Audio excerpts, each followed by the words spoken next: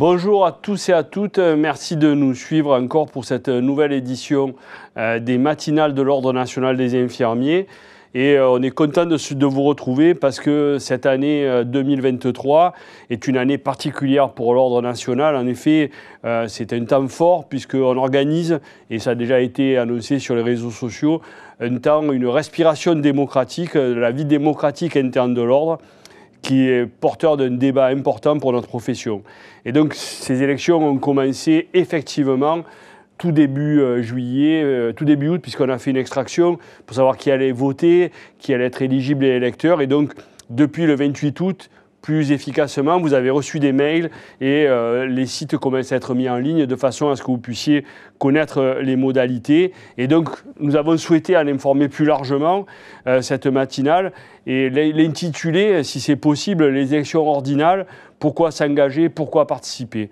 Et donc, tous les 3 ans, vous le savez, les élections ont lieu et chaque moitié de collège, chaque moitié de conseil est remplacée tous les 3 ans. Et donc, on appelle la totalité des infirmiers inscrits au tableau, donc 500 000 actuellement, à voter.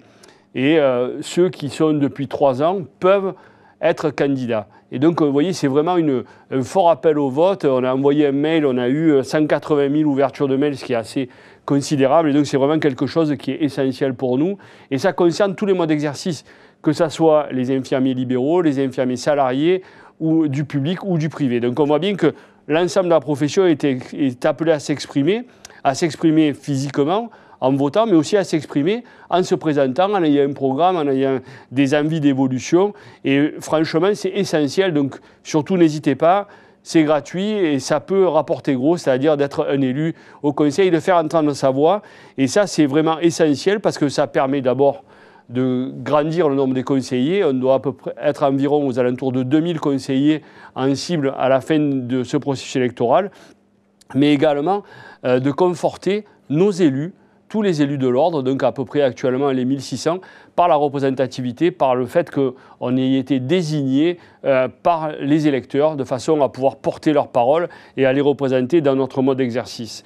Donc cette année, il y a une nouveauté puisque d'habitude, ce sont des élections tous les 6 ans. Et là, on a donc un collège qui va aller de 2023, donc qui va commencer cette année jusqu'en 2029, et un autre collège qui va être sur un mandat uniquement de 2023 à 2027, donc de 3 ans, puisque ce sont des postes qui n'ont pas été pourvus ou des infirmiers qui ont muté professionnellement ou qui ont changé de collège d'exercice et qui donc ont laissé leur poste vacant et on cherche à combler ces postes-là. Donc là, on commence par le niveau départemental, puis viendra le niveau régional et pour finir, vers avril prochain, le niveau national. Donc c'est vraiment un processus long, vous voyez, ça va durer 6 à 8 mois avec toutes les extractions qui sont faites, tous les process. Et vraiment, c'est quelque chose qui est essentiel et on a vraiment besoin d'avoir des professionnels qui s'investissent dans l'ordre, qui représentent leurs confrères et leurs consoeurs et qui portent leur voix, leur parole et qui les représentent partout. Donc, je vais rappeler quand même quelles sont les missions de l'Ordre, parce que venir, maintenant que l'Ordre a bientôt 15 ans, on se dit non, mais on ne peut pas venir et c'est pas possible, c'est trop compliqué, c'est une grosse machine. Et en fait, non, l'Ordre, il a besoin de ces individualités, parce que finalement, l'idée, c'est de fédérer en totale indépendance d'esprit, de parole, en totale liberté, l'ensemble de la profession pour qu'elle puisse efficacement être représentée dans le système de soins. L'ordre, vous le savez tous, c'est le régulateur de la profession, c'est-à-dire l'accès à la profession et le maintien dans la profession et l'édiction des règles de déontologie infirmière. Et également l'accompagnement. On a eu cet été beaucoup d'épisodes sur les violences et donc cette question-là de l'accompagnement et de l'entraide était inscrite dans les missions de l'Ordre. Donc on est là pour ça. Il y a des conseillers dans chaque conseil départemental qui peut être à l'écoute des professionnels, mais aussi bien le président que l'ensemble de son bureau, dans chaque département ou interdépartement, afin d'écouter les problématiques, de les mettre à l'ordre du jour et éventuellement de les faire remonter au niveau du Conseil national pour qu'il y ait des prises de position qui soient effectuées et que ça permette à l'ensemble de la profession de se reconnaître, ou tout au moins d'avoir une idée de ce qui est porté au niveau national. Et donc, j'ai trouvé que cette matinale-là devait en fait représenter la totalité des gens qui se sont engagés, qui vont s'engager ou qui sont engagés. Et j'ai trouvé que c'était essentiel que finalement on montre qu'il n'y a pas de spécificité atypique pour devenir conseiller de l'ordre. Et donc on a autour de la table, alors virtuellement, mais plusieurs personnes, Anne-Marie Conseil, qui est présidente du conseil départemental de l'ordre des infirmiers de Dordogne, du conseil départemental du 24, qui a été une présidente émérite et élue pendant de longues années. On a Brigitte Lecointre qui va représenter le côté associatif au travers l'ANFID. Alors l'ANFID, l'acronyme, c'est l'Association nationale française des infirmières et infirmiers diplômés d'État et des étudiants. Et donc Manon Morel, qui est avec moi en présentiel dans ce studio, qui est la présidente de la FNESI, la Fédération nationale des étudiants en sciences infirmières. Et puis, on a recueilli le témoignage, pour le coup étranger, mais francophone, et on trouvait que c'était essentiel de l'avoir avec nous, de Sylvain Brousseau, qui a une culture québécoise, enfin canadienne, mais qui est francophone, et qui donc, en tant que président de l'Association des infirmiers et infirmières du Canada, il est professeur agrégé en sciences infirmières à l'Université du Canada, et est une association qui regroupe énormément d'infirmiers, quasiment autant que l'ensemble des ordres sur l'ensemble du territoire canadien et de ses territoires. Et donc on a voulu faire un panel pour montrer aux infirmiers que finalement, l'ordre a besoin de tout le monde, a besoin de se regrouper aussi bien dans les associations d'étudiants que dans les associations professionnelles, que d'être président et que de faire en sorte de porter cette voix et de porter l'évolution. Et ce n'est pas le bilan aujourd'hui comme affaire de l'action de l'ordre ces dernières années, mais on voit bien que depuis que la profession est représentée, il y a des choses qui marchent mieux pour nous, qui fonctionnent mieux. Et encore une fois, ce n'est pas du corporatisme béat, c'est vraiment au service des patients qu'on mène cette action au quotidien. Et donc, pour nous entretenir et pour discuter de tout ça, je voudrais d'abord laisser la parole à Brigitte Lecointre, qui est la présidente de l'ANFID, je l'ai dit, mais qui aussi a été élue ordinale au national. Et donc, est-ce que vous pouvez nous dire 2 mots de l'ANFID, même 3, n'hésitez pas Brigitte, et aussi la plus-value d'être organisée en ordre et d'avoir cette représentation-là? Merci. Merci, Monsieur le Président. Monsieur le Président, chers collègues, c'est un plaisir d'être aujourd'hui parmi vous. Monsieur le Président, cher Patrick, je vous remercie sincèrement pour cette invitation qui me permet de témoigner de la contribution et de la participation active de l'ANFID pour faire face aux grands enjeux de la profession infirmière et aux défis de notre système de santé. Alors, puisque vous m'avez entrouvert la porte, je vais effectivement faire une rapide présentation de notre association. L'Association nationale française des infirmières et infirmiers et étudiants a été fondée par Léonie Chaptal en 1924. Je vous laisse calculer. Dans 1 an, nous fêterons le centenaire de notre association. Elle est reconnue d'utilité publique et ça c'est extrêmement important. Elle a été reconnue en 1932. Elle est la plus ancienne des associations nationales d'infirmières et infirmiers. Un point important qui me tient fort à cœur, c'est que l'ANFID est à ce jour, 1925, là encore, ce sont des dates extrêmement éloignées, la seule association membre du Conseil international des infirmières qui représente les infirmiers et infirmières de 130 pays dans toutes les régions du globe. L'ADN de l'ANFID, c'est l'engagement. Une association engagée depuis presque un siècle au service de la profession infirmière, de son émancipation, de son développement, au service de la santé et du bien-être pour tous, avec une volonté permanente d'ouverture et une recherche constante de collaboration au sein de notre groupe professionnel. Ça, c'est notre ADN. Dans les réalisations accomplies, alors effectivement, je me suis centrée aujourd'hui sur le sujet qui nous réunit. L'ANFID a œuvré avec détermination, avec une détermination forte pendant de très nombreuses années à la création de l'Ordre national des infirmiers, à son implémentation avec les autres organisations et représentations professionnelles nationales, mais aussi internationales, enfin, à son évolution. La profession infirmière a un rôle d'engagement et d'excellence extrêmement fort. Cet engagement individuel porté par chacune et chacun d'entre nous dans tous les environnements de soins de santé où nous pratiquons, mais également dans l'encadrement, la formation, la recherche, dans les instances gouvernementales, doit soutenir, appuyer et renforcer l'engagement collectif porté par notre ordre, qui est un levier unificateur d'une profession riche de sa diversité qui fait sens aujourd'hui. Le Conseil de l'Ordre des infirmiers est un puissant acteur pour afficher et incarner un leadership politique fort avec pour caractéristique d'occuper l'une des places incontournables en matière d'élaboration des politiques de santé au plus haut niveau et contribuer ainsi au débat, aux prises de décision pour la profession ainsi que pour l'évolution du système de santé. Une des fonctions majeures de notre ordre étant d'être au service des intérêts de la pratique infirmière pour servir ceux de la population en matière de santé, nous devons aujourd'hui, à l'heure où s'est ouvert le grand chantier collectif sur les compétences, la formation et les carrières, faire entendre la voix unifiée et unanime de la profession.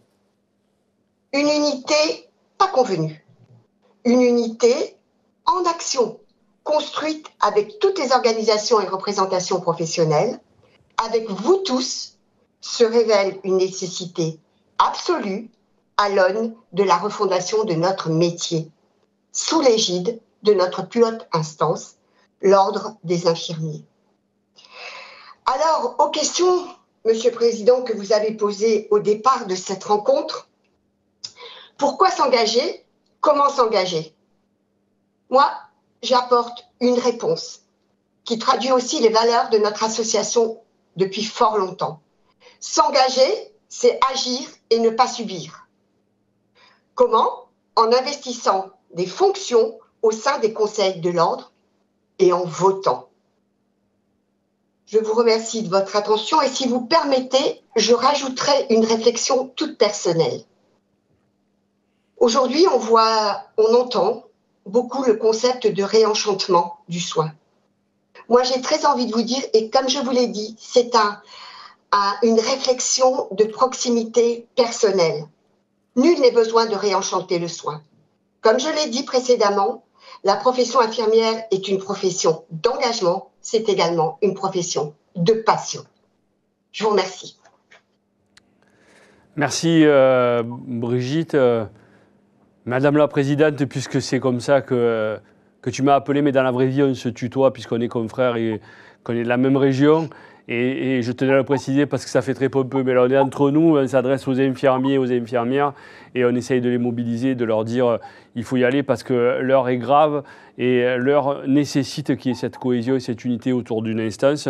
Moi, tu as beaucoup dit de mots très gentils pour l'ordre, mais je pense que l'ordre ne peut avancer que s'il a des challengers ou des associations puissantes et des syndicats puissants à côté qui travaillent en collaboration avec lui. Je pense que c'est ça. Et en complément de ce qui a été dit précédemment, moi je voudrais qu'on écoute Sylvain Brousseau, donc le président de l'association des infirmières et infirmiers du Canada, qui est professeur agrégé en sciences infirmières à l'Université du Québec, ce qui commence à peine à se développer en France, et qui nous fait le plaisir de nous apporter son retour d'expérience. Merci Sylvain d'être avec nous, parmi nous. Pouvez-vous me présenter le rôle d'un élu? C'est d'abord et avant tout de donner une voix politique aux infirmières afin qu'elles soient entendues dans les tables décisionnelles à l'échelle fédérale. On porte la voix des infirmières dans l'intérêt du public pour les soins infirmiers et les infirmières et infirmiers au Canada en assurant un leadership national et international en matière de soins infirmiers et de santé en plaidant dans l'intérêt du public afin de garantir un système de santé sans but lucratif qui est financé par le secteur public. Cela permet également de faire progresser l'excellence en soins infirmiers, favoriser des résultats positifs pour la santé des gens dans l'intérêt du public et promouvoir la réglementation dirigée par la profession également dans l'intérêt de la population. Ok, merci Sylvain. Et pourquoi est-il si important que les infirmiers et infirmières participent au vote? Il s'avère crucial que les infirmières et infirmiers participent aux élections locales, régionales et fédérales en s'exprimant par leur vote. Les professionnels en soins infirmiers jouent un rôle important et crucial dans la représentation politique et peuvent exercer une grande influence sur les décisions que prennent les dirigeants politiques. Ils, elles, doivent définir et comprendre les enjeux en matière de soins de santé qu'elles ou qu'ils défendent. L'AIC élabore lors de chaque élection des documents électoraux contenant des recommandations en matière de priorité au niveau des soins de santé destinés à tous les partis politiques au pays. Notre association encourage les infirmières et infirmiers à lire, de même qu'à comprendre ces recommandations avant de communiquer avec leur candidat local. Les infirmières et infirmiers doivent faire entendre leur voix en prenant connaissance des diverses plateformes électorales, en écoutant les débats télévisés et finalement en participant à la votation lors de l'élection. Merci et je vous souhaite une bonne journée. Merci Sylvain de ce témoignage. Merci de ce rappel d'un fonctionnement qu'on connaît moins puisque adapté sur un système fédéral. Mais ce qu'on retient quand même de tout ça, c'est cet engagement, cette plateforme politique et ce leadership politique que les Québécois, les Canadiens plus largement, ont adopté depuis quelques années. Anne-Marie Conseil, puisque deuxième intervenante, et vous êtes la présidente, enfin tu es la présidente, on ne va pas faire de chichi, de l'ordre des infirmiers de Dordogne, donc le 24. Et tu es engagée depuis sa création au sein de notre ordre et en tant que présidente. Cette année, la limite d'âge fait que tu ne pourras plus te représenter et on était déçus de ça, mais on souhaitait que tu nous dises en fait tout ce que tu as pu apporter, quel est le rôle et la mission d'un président. Et sans conflit d'intérêt, puisque tu ne concouriras pas aux futures élections. Et donc, c'est essentiel que ce soit quelqu'un qui a occupé la mission et qui ne brigue pas un autre mandat, qui puisse s'exprimer en toute liberté et toute latitude. Et c'est pour ça que nous t'avons choisi. À toi, Anne-Marie. Écoute, je te remercie. Moi, je vais te tutoyer. Je vais avoir du mal à te vouvoyer. Voilà, donc j'y suis depuis le début, en tout début vice-présidente et puis depuis 2012 présidente. Moi, ce que je me suis surtout attachée à faire reconnaître nos compétences qui étaient très méconnues partout. Dans les engagements que j'avais eus avant dans différents lieux, mais aussi en tant que conseillère municipale, je m'étais aperçue que notre profession était très méconnue, presque juste reconnue avec la seringue et peut-être quelques pansements et c'est tout. Tout ce que nous étions capables de faire était méconnu. Ça me pesait vraiment. Donc, il a fallu que je pousse un peu les portes dans bien des endroits pour pouvoir expliquer tout ce que nous étions capables de faire. Et je reprendrai presque la parole de Monsieur Brousseau. J'aurais presque dire qu'il fallait donner une voix politique à nos infirmières, en fait. Voilà. Donc, j'ai essayé de toujours promouvoir notre profession, promouvoir nos compétences et notre indépendance. C'est comme ça que j'ai pu arriver à travailler avec la préfecture, à être dans les copiles avec voix délibérative pour les schémas départementaux, mais aussi pour les projets de CPTS, les projets de MSP, etc. Ça, j'ai trouvé essentiel. Alors, nous avions l'info et en plus, nous pouvions aller discuter de notre rôle, de toutes les possibilités que nous avions à nous engager dans ces différents projets. Ça m'a paru essentiel et je souhaite vraiment que ça puisse continuer. Et c'est pour ça qu'il faut que l'on ait des infirmiers qui se présentent et qui s'engagent parce que effectivement, c'est du temps. malgré tout, c'est du travail. Voilà, donc il faut pouvoir continuer tout ça et nous valider. Je vois cette jeune fille qui est à tes côtés, qui est enseignante, qui est élève. J'ai été enseignante et on a besoin de vous, les jeunes, derrière. Vraiment, vraiment, vraiment. Je ne sais comment, chaque fois que je vais à l'ICI, je ne sais comment leur dire. Mais oui, on a besoin de vous aussi et de vos engagements. Voilà, mais il faut s'engager au CDOI, mais il faut s'engager ailleurs. Madame a parlé de l'Amphide, mais il y a les CIEC, il y a tout ça. Il faut s'engager. Les infirmières, on a besoin. On est resté tellement d'années non reconnues que ça commence à bouger. Il ne faut surtout pas lâcher.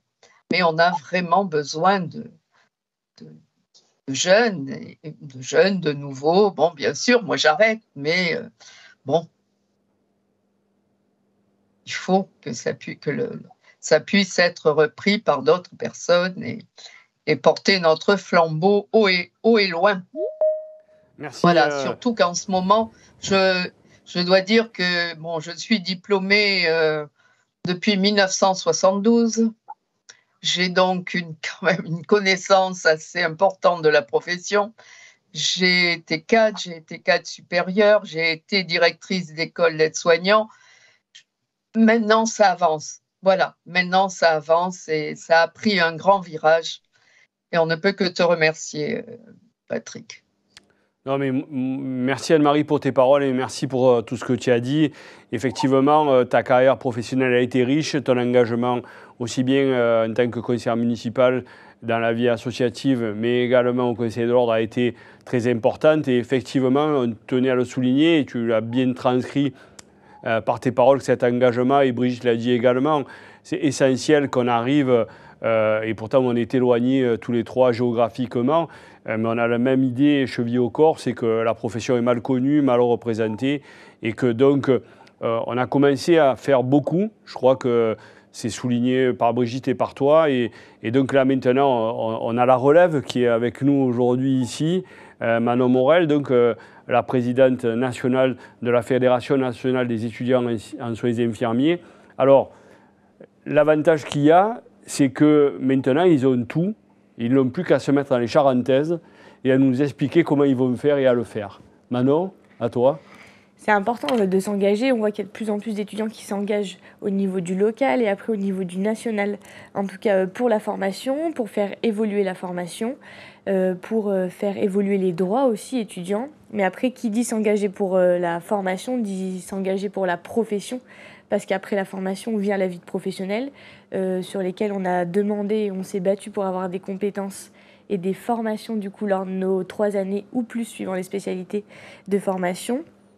Et après, s'engager au niveau de l'ordre, c'est aussi important parce que ça vise à l'indépendance et à l'évolution de la profession, à l'évolution des compétences.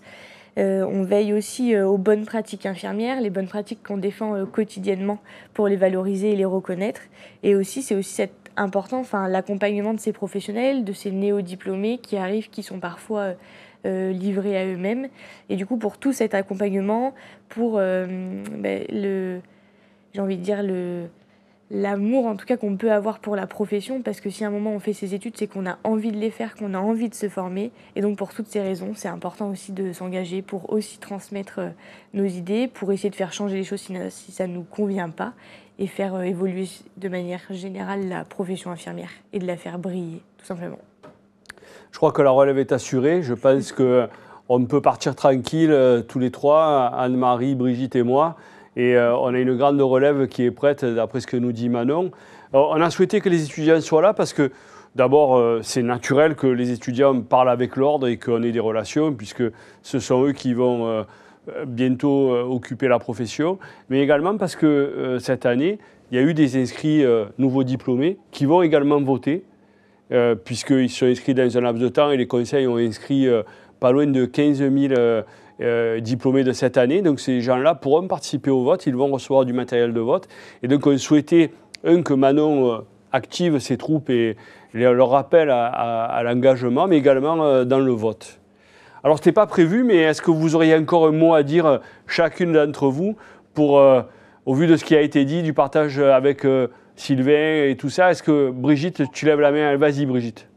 Oui, moi je voulais revenir juste sur les propos d'Anne-Marie qui a beaucoup insisté sur le fait qu'on avait besoin des jeunes, besoin des jeunes, besoin des jeunes.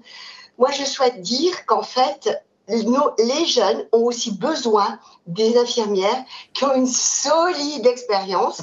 Oui. Et pour moi, le mot vieux, vieille, n'étant pas un tabou, j'oserais, sans faire de conflit intergénérationnel, dire que nos jeunes ont besoin aussi de ces infirmières expérimentées. Anne-Marie disait 1972, ça fait quand même un sacré chemin. Hein. Et ce chemin-là, il faut absolument, sans être passéiste, sans être... voilà. Mais simplement, il doit servir pour le futur et pour construire un avenir à notre profession. Voilà. Oui. Oui, bien sûr, mais vous avez parfaitement raison. Mais j'aide beaucoup les jeunes, c'est vrai, mais quand je dis les jeunes, je ne pensais pas qu'aux derniers sortis, bien évidemment, mais voilà, c'est peut-être en lien avec moi, tout simplement, parce que je commence à avoir un âge bien avancé, madame. Voilà. Je vous rejoins. Voilà. Pas très loin. Par contre, je voudrais rajouter, à la suite de ce que vient de dire Patrick, cette année, puisque en juillet et août, j'ai fait les inscriptions des derniers diplômés, à ma grande joie, je vais dire, il y avait beaucoup de jeunes qui sortaient de l'école. C'est la première année. Je tiens à le dire et je suis ravie. Voilà. Parfait. Donc, Manon ? tu vois, Patrick, ça y est, on est un peu plus, on est sur la lancée, un peu plus tranquille et rassuré. Voilà. Non, mais pour les jeunes, je fais partie des anciens jeunes et Brigitte des nouveaux vieux, donc il n'y a aucune difficulté. On s'est tous compris là-dessus. Et ce que veut dire Brigitte, en fait, au moins ce que j'en comprends, c'est le besoin de transmettre et de transmettre cet engagement qu'on a tous. Et c'est le but de cette matinale-là, qui est un format très court et peu habituel, mais sur lequel on veut travailler pour les élections. Manon ? Bon, moi, juste pour vous compléter, c'est important et c'est riche les échanges avec les personnes qui se sont engagées depuis très longtemps pour savoir aussi l'évolution des engagements, savoir quelles sont les futures perspectives également et qu'est-ce qui reste à faire. Ok, merci à tous et à toutes de ces témoignages et de ce tour d'horizon finalement de la profession, mais surtout de ce qui préoccupe l'ordre des élections qui arrivent là. Et on a jusqu'à la fin du mois pour déposer sa candidature. Et puis après, on recevra le matériel de vote. Et donc, c'est vraiment s'inscrire dans le processus de réflexion et d'évolution autour de la profession, autour des besoins des patients, des nouveaux besoins des patients, des trous dans la raquette. Alors, ce n'est pas un beau terme, mais qui permet pour les infirmiers d'acquérir des nouveaux modes d'exercice et des nouvelles compétences au travers de ce que tu as rappelé, Brigitte, ce décret qui est en train d'être revu. Et donc, finalement, ce qu'a dit Anne-Marie, mieux valoriser le rôle et la place des infirmiers et mieux se faire connaître. Donc, j'ai souhaité qu'on en discute entre nous et je trouve que le contrat est rempli et que les gens vont avoir envie à la fois de s'inscrire dans la processus électorale, mais également de voter et de valoriser chaque élu qui aura obtenu un suffrage et pourra exercer son mandat. Écoutez, je vous dis au revoir, je clôture cette matinale.